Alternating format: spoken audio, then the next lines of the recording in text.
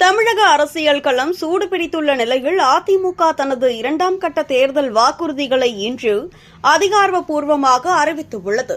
மக்களின் வாழ்க்கையை நேரடியாக பாதிக்கும் முக்கிய அறிவிப்புகளுடன் எதிர்க்கட்சித் தலைவர் எடப்பாடி பழனிசாமி மேடைக்கு வந்துள்ளார். அதிமுகவின் இரண்டாம் கட்ட தேர்தல் வாக்குறுதிகளை எதிர்க்கட்சித் தலைவர் எடப்பாடி பழனிசாமி இன்று அதிகாரப்பூர்வமாக வெளியிட்டுள்ளார். மக்களின் அன்றாட வாழ்க்கையையும் எதிர்கால பாதுகாப்பையும் மையமாக வைத்து அறிவிக்கப்பட்ட இந்த வாக்குறுதிகள் சமூகத்தின் அனைத்து தரப்பினரையும் நேரடியாக தொடும் வகையில் அமைந்துள்ளன. குறிப்பாக மாணவர்களின் கல்வி கனவுகளை சுமையில்லாமல் நிறைவேற்றும் வகையில் கல்விக் கடனை அரசே முழுமையாக ஏற்கும் என்று அறிவிக்கப்பட்டுள்ளது. வயோதிகர்களின் வாழ்க்கை தரத்தை உயர்த்தும் நோக்கில் முதியோர் உதவித்தொகை ரூபாய் 2000 உயர்த்தி வழங்கப்படும் என்றும் தெரிவிக்கப்பட்டுள்ளது.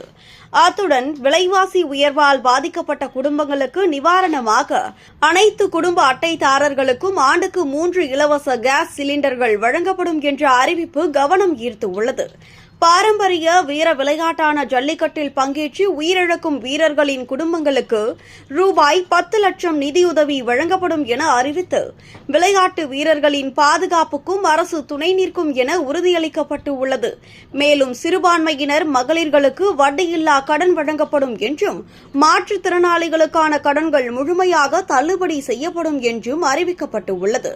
இவ்வாறு மாணவர்கள் முதல் முதியோர் வரை பெண்கள், சிறுபான்மையினர் மற்றும் மாற்றுத்திறனாளிகள் என அனைவரையும் உள்ளடக்கும் வகையில் அதிமுகவின் இரண்டாம் கட்ட தேர்தல் வாக்குறுதிகள் வெளியாகி அரசியல் களத்தில் புதிய விவாதங்களை உருவாக்கியுள்ளது.